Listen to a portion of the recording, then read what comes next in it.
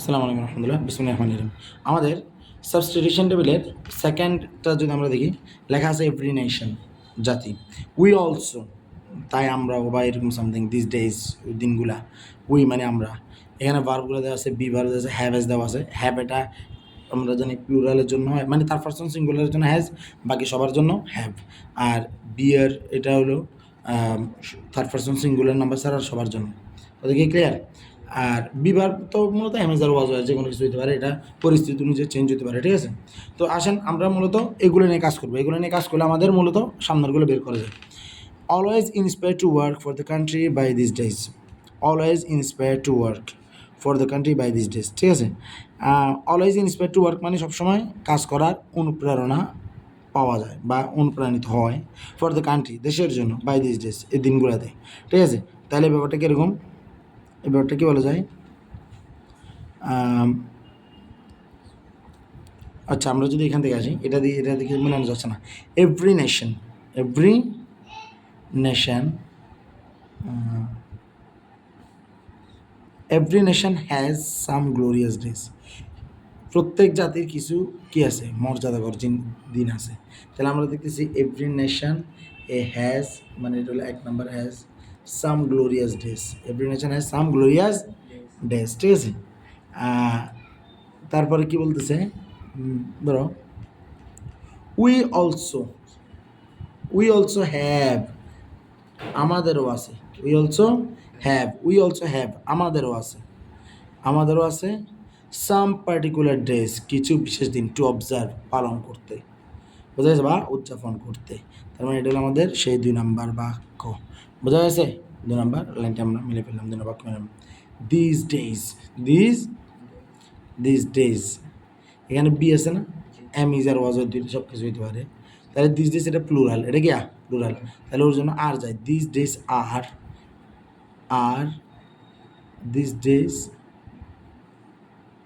This days are special significance, দিনগুলো হয় special significance, মানে বিশেষ তাৎপর্যজনক ফর আস, আমাদের জন্য, আমাদের জন্য। দিস ডেজ, না sorry, this days bear, this days বহন করে, this days bear special significance for us, এগুলো বহন করে আমাদের জন্য আলাদা কি একটা মানে তাৎপর্য বহন করে। তাহলে দিস ডেজটা হলো আমাদের যে 3 নাম্বার, বিয়ারটা হলো 3 নাম্বার, আর স্পেশাল সিগনিফিকেন্স ফর আস এটাও 3 নাম্বার। বোঝা গেছে? তারপর আসো উই, এটা হলো 4 নাম্বার। উইটা হলো কত নাম্বার? 4 নাম্বার। উই এর সাথে উই বাকি আছে কি, উই আর অলওয়েজ, এখানে উই আর হবে, এই যে এটা হবে 4।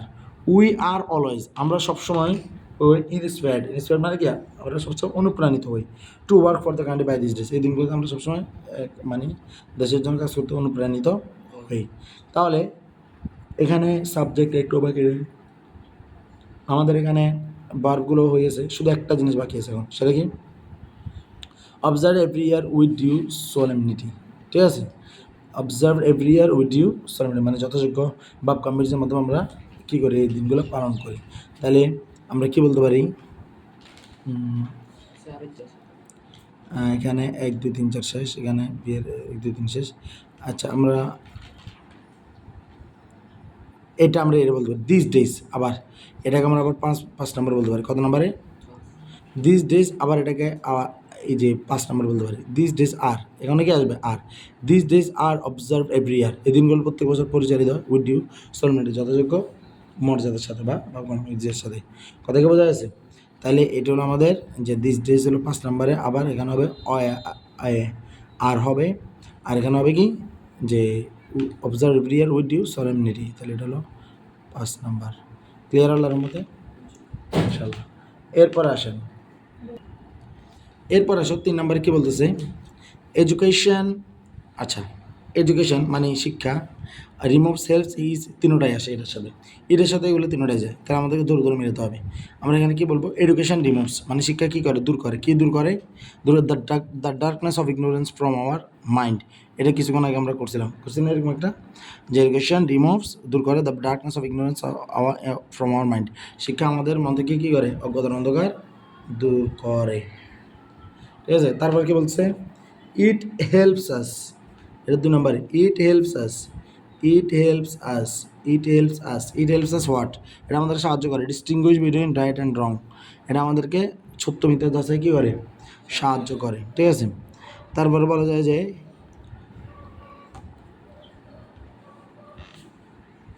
এটা হলো 3 নম্বরে যে ইট ইজ, আবার এটা মানে এটা আবার আসতেছে, it is, it is one of the basic human needs, এটা হলো একটা অন্যতম কি মানুষের মৌলিক অধিকার, ঠিক আছে। এটা আবার আসবে, it is one of the basic human needs, এটা মানুষের কি একটা গুরুত্বপূর্ণ মৌলিক অধিকার, ব্যাপারটা এরকম আর কি। তারপরে আর বাকি রয়েছে কি, এটা গেলো আমাদের 1 2 3 নাম্বারে। তারপরে হলো the backbone of a nation. আচ্ছা, এইটা তো আমরা জানি education is the backbone of a nation, education এটা হলো কত নম্বরে, আবার দ্বিতীয় এটা হলো 4 নম্বরে, এডুকেশন 4 নম্বরে দিলে education is the backbone of a nation, education is the backbone of a nation মানে শিক্ষা হলো জাতির মেরুদণ্ড, শিক্ষা জাতির কি মেরুদণ্ড। আর বাকি রয়েছে কি 1 2 3 the backbone of a nation, এটা তো কই রয়েছে, education is the backbone of a nation, এটা করছি 4। তারপর বাকি রয়েছে একটা ওপেন কম্পেয়ার টু লাইট, এই তো ইট ইজ ওপেন, ইয়ে হয় ওপেন কম্পেয়ার টু লাইট, এটা প্রায় আলোর সাথে কী করা হয়, তুলনা করা হয়, এটা প্রায় আলোর সাথে কী করা হয়, তুলনা করা হয়। কথা কি ক্লিয়ার আলোর মধ্যে? এটার মধ্যে 3 নাম্বারটা।